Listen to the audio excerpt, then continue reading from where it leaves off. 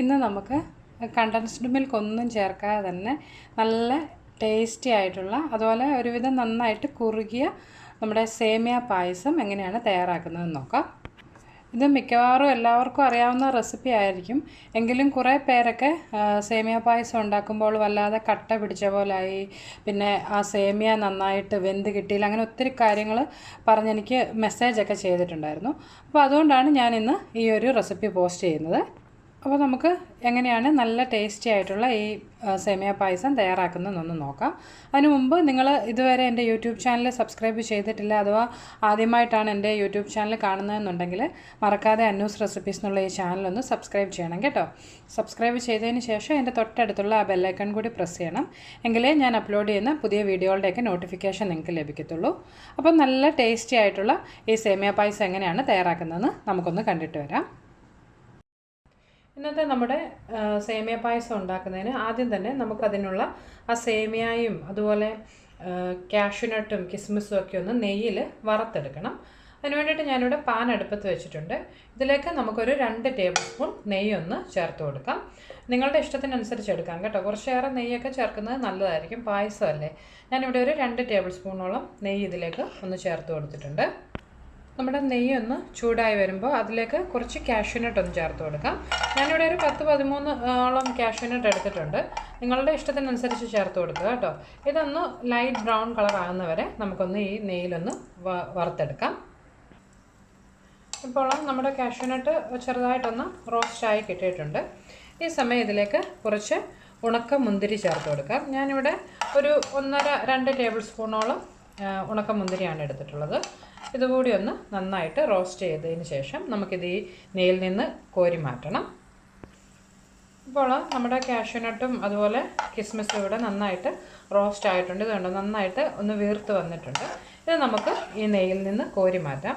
ഞാനത് കോരി എടുക്കുമ്പോൾ ഒരല്പം നെയ്യും അതിൻ്റെ കൂട്ടത്തിൽ എടുത്ത് മാറ്റുന്നുണ്ട് കേട്ടോ. അവസാനം നമുക്കിത് സേമിയ പായസത്തിനകത്തേക്ക് ചേർക്കാൻ വേണ്ടിയിട്ടാണ്. ഇപ്പോൾ ഞാൻ ആ കിസ്മിസൊക്കെ ഇതിൽ നിന്നൊന്ന് മാറ്റിയിട്ടുണ്ട്. അടുത്തതായിട്ട് നമുക്കിതിലേക്ക് സേമിയ അഥവാ വെർമിസെല്ലി ചേർത്ത് കൊടുക്കണം. എൻ്റെ കയ്യിൽ നിന്നുള്ളത് റോസ്റ്റഡ് വെർമിസെല്ലിയാണ്. എങ്കിലും നമ്മുടെ ആ നെയ്യുടെ ആ ഒരു നല്ല രുചി കിട്ടുന്നതിന് വേണ്ടിയിട്ട് ഞാനിതൊരു അല്പസമയം ഒന്ന് ഈ നെയ്യിൽ വറുത്തെടുക്കുകയാണ്. നിങ്ങളുടെ കയ്യിലിപ്പം വറുക്കാത്ത സേമിയയാണ് ഉള്ളതെന്നുണ്ടെങ്കിൽ ഒരു ലൈറ്റ് ബ്രൗൺ കളർ ആകുന്നവരെ നെയ്യിലൊന്ന് അത് വറുത്തെടുക്കണം കേട്ടോ. പിന്നെ ഞാനിന്ന് ഏകദേശം ഒരു 1.5 ലിറ്ററോളം പാലിലുള്ള സേമിയ പായസമാണ് ഉണ്ടാക്കുന്നത്. അപ്പോൾ ഇതിലേക്ക് ചേർക്കാനായിട്ട് ഞാൻ 100 ഗ്രാമോളം സേമിയയാണ് എടുത്തിട്ടുള്ളത്. ഇതിപ്പോൾ ആ നെയ്യുടെ ടേസ്റ്റൊക്കെ ഇതിലേക്കൊന്ന് വന്നിട്ടുണ്ട്. അതുപോലെ ഇത് നന്നായിട്ടൊന്ന് റോസ്റ്റായി കിട്ടിയിട്ടുണ്ട്. ഇത് നമുക്കിനി ഈ പാനിൽ നിന്ന് മാറ്റാം.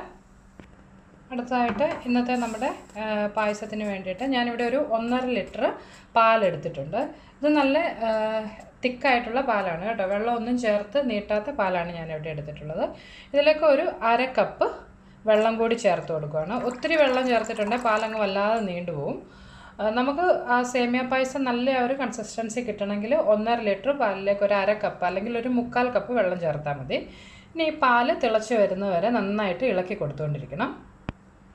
പിന്നെ ഒരു കാര്യം പ്രത്യേകം ശ്രദ്ധിക്കണം, നമ്മൾ സേമിയ പായസമോ അതുപോലെ ഏത് പായസവും ഈ പാലൊക്കെ ഒഴിച്ചുണ്ടാക്കുന്ന പായസം വെക്കുമ്പോൾ അതിന് വേണ്ടിയിട്ട് എടുക്കുന്ന പാത്രവും അത് ഇളക്കാൻ എടുക്കുന്ന തവിയും ഒക്കെ നല്ല ക്ലീൻ ആയിരിക്കണം കേട്ടോ. ഉപ്പ് രസമോ എരിയോ ഒക്കെ ഉണ്ടെന്നുണ്ടെങ്കിൽ ചിലപ്പോൾ പാലങ്ങ് പിരിഞ്ഞു പോകാൻ ചാൻസ് ഉണ്ട്.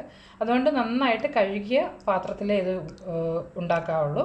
ഇതിനെ നന്നായിട്ട് ഇളക്കി ഒന്ന് തിളപ്പിച്ച് ഈ പാലൊരല്പം ഒന്ന് കുറുകി വരുന്നത് വരെ നമുക്ക് നന്നായിട്ട് തിളപ്പിച്ച് കൊടുക്കാം. ഇപ്പോൾ നമ്മുടെ പാലിവിടെ നന്നായിട്ട് തിളച്ച് വന്നിട്ടുണ്ട്. ഇതിനെ അടുപ്പിൽ തീയെ കുറച്ച് വെച്ച് കുറച്ചേറെ നേരം ഇളക്കി കൊടുത്ത് ഈ പാലിൻ്റെ അളവൊന്ന് കുറച്ചൊന്ന് വറ്റിച്ചെടുക്കണം. ഇതിപ്പോൾ ഞാൻ തിളച്ചതിന് ശേഷം ഒരല്പസമയം ഒന്ന് നന്നായിട്ട് ഇളക്കി കൊടുത്ത് അടുപ്പിൽ തീ ഏറ്റവും കുറച്ച് വെച്ച് പാല് കുറച്ചൊന്ന് വറ്റിച്ചെടുത്തിട്ടുണ്ട്. ഇനി നമുക്കിതിലേക്ക് മധുരത്തിന് വേണ്ടി പഞ്ചസാര ചേർത്ത് കൊടുക്കാം. നിങ്ങൾക്ക് വേണമെന്നുണ്ടെങ്കിൽ കണ്ടൻസ് മിൽക്ക് ആണെങ്കിലും ചേർത്ത് കൊടുക്കാം. പിന്നെ എല്ലാവർക്കും ഒന്നും എപ്പോഴും കണ്ടൻസ് മിൽക്ക് കാണത്തില്ലല്ലോ വീട്ടിൽ. അതുകൊണ്ട് ഞാനിന്ന് പഞ്ചസാരയാണ് ഇതിലേക്ക് ചേർക്കുന്നത്. ഞാനിന്നൊരു 1/4 കപ്പോളം പഞ്ചസാര ഇതിലേക്ക് ചേർത്തിട്ടുണ്ട്. ഒരു 1/4 കപ്പ് ചേർക്കുമ്പോൾ തന്നെ ഒരുവിധം നല്ല മധുരം ഉണ്ടാവും. പിന്നെ നിങ്ങൾക്ക് മധുരം കൂടുതൽ വേണമെന്നുണ്ടെങ്കിൽ ഒരു കപ്പിനടുത്ത് ചേർക്കാം. പക്ഷേ ഒരു കപ്പൊക്കെ ചേർത്തിട്ടുണ്ടെങ്കിൽ വല്ലാതെ അങ്ങ് മധുരമായി പോകും കേട്ടോ. ഇത് നമുക്കിനി ആ പഞ്ചസാര ഒന്ന് അലിഞ്ഞ് വരുന്നവരെ നന്നായിട്ട് ഇളക്കി കൊടുത്തുകൊണ്ടിരിക്കണം.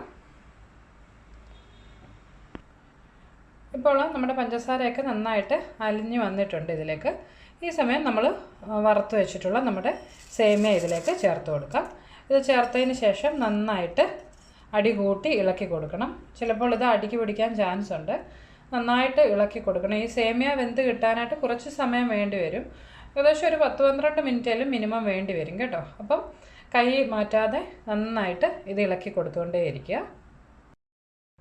ഇപ്പോൾ ഒരു 10-12 മിനിറ്റോളം ഞാനിത് നന്നായിട്ട് ഇളക്കി കൊടുത്തുകൊണ്ടിരുന്നു. ഇപ്പോൾ നോക്കിയാൽ കാണാം നമ്മുടെ ആ സേമിയയൊക്കെ നന്നായിട്ട് വെന്ത് വന്നിട്ടുണ്ട്. വെന്ത് കഴിയുമ്പോൾ ഇതുപോലെ നന്നായിട്ട് ഈ പൊങ്ങി വരുന്നത് കേട്ടോ. നിങ്ങൾക്ക് വെന്തോന്ന് സംശയം ഉണ്ടെങ്കിൽ ഒരെണ്ണം ഇതിൽ നിന്ന് എടുത്തൊന്ന് കയ്യിലിങ്ങനെ പിടിച്ച് നോക്കുമ്പോൾ അറിയാൻ പറ്റും. ഇതിലേക്ക് നമ്മൾ ആദ്യം വറുത്ത് വെച്ചിട്ടുള്ള കാഷ്യൂനട്ടും കിസ്മിസും നമുക്കൊന്ന് ചേർത്ത് കൊടുക്കാം. അതിൽ ഞാൻ കുറച്ച് നെയ്യും കൂടി എടുത്തിട്ടുണ്ടായിരുന്നു, അതും ഇതിലേക്കൊന്ന് ചേർത്തിട്ടുണ്ട്. നമുക്ക് ഒരു 1-2 മിനിറ്റ് കൂടി ഒന്ന് നന്നായിട്ട് ഇളക്കി കൊടുത്തുകൊണ്ടിരിക്കണം. പിന്നെ അവസാനമായിട്ട് ഇതിലേക്ക് ഞാനൊരു 7 ഏലക്ക, ഒരു ടീസ്പൂൺ പഞ്ചസാരയും കൂടെ ചേർത്ത് നന്നായിട്ട് പൊടിച്ചെടുത്തിട്ടുള്ളതാണ്.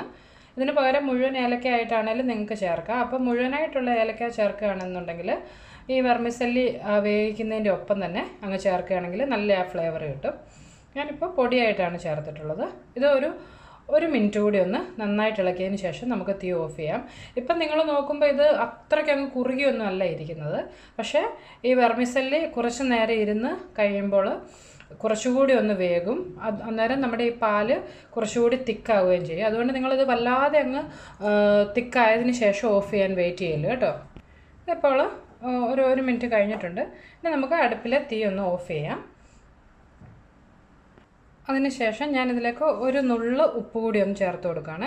കൂടുതലൊന്നും വേണ്ട, ഒരു നുള്ള് നമ്മുടെ ആ മധുരം ഒന്ന് ബാലൻസ് ചെയ്യുന്നതിനാണ്. നിങ്ങൾക്കത് താല്പര്യമില്ല എന്നുണ്ടെങ്കിൽ ആ ഉപ്പ് ചേർക്കുന്ന ഒഴിവാക്കാം. പക്ഷേ അങ്ങനെ ഉപ്പ് ചേർക്കുകയാണെങ്കിൽ കൂടുതൽ ടേസ്റ്റി ആയിരിക്കും. അപ്പോൾ നമ്മുടെ നല്ല സേമിയ പായസം ഇവിടെ തയ്യാറായിട്ടുണ്ട്. ഇത് ഇരുന്ന് ഒരു മണിക്കൂറെങ്കിലും ഇരുന്നതിന് ശേഷം വേണം നമ്മളിത് സെർവ് ചെയ്യാനായിട്ട്. അപ്പോൾ കുറച്ചുകൂടി ഒന്ന് തിക്കായി കിട്ടും. അപ്പോൾ എല്ലാവരും ട്രൈ ചെയ്ത് നോക്കുക. നല്ല എളുപ്പമുള്ള ഒരു പായസത്തിൻ്റെ റെസിപ്പിയാണല്ലോ ഇത്. ട്രൈ ചെയ്ത് നിങ്ങൾക്ക് റെസിപ്പീസൊക്കെ ഇഷ്ടമാകുന്നുണ്ടെങ്കിൽ നിങ്ങൾ മറക്കാതെ അന്നൂസ് റെസിപ്പീസ് എന്നുള്ള എൻ്റെ യൂട്യൂബ് ചാനലൊന്ന് സബ്സ്ക്രൈബ് ചെയ്യണം കേട്ടോ. സബ്സ്ക്രൈബ് ചെയ്തതിന് ശേഷം ആ ബെല്ലൈക്കൺ കൂടി ഒന്ന് പ്രസ് ചെയ്യണം. എങ്കിലേ ഞാൻ അപ്ലോഡ് ചെയ്യുന്ന വീഡിയോകളുടെയൊക്കെ നോട്ടിഫിക്കേഷൻ നിങ്ങൾക്ക് ലഭിക്കുകയുള്ളൂ. അപ്പോൾ നമുക്ക് മറ്റൊരു റെസിപ്പിയുമായിട്ട് വീണ്ടും കാണാം. ബൈ.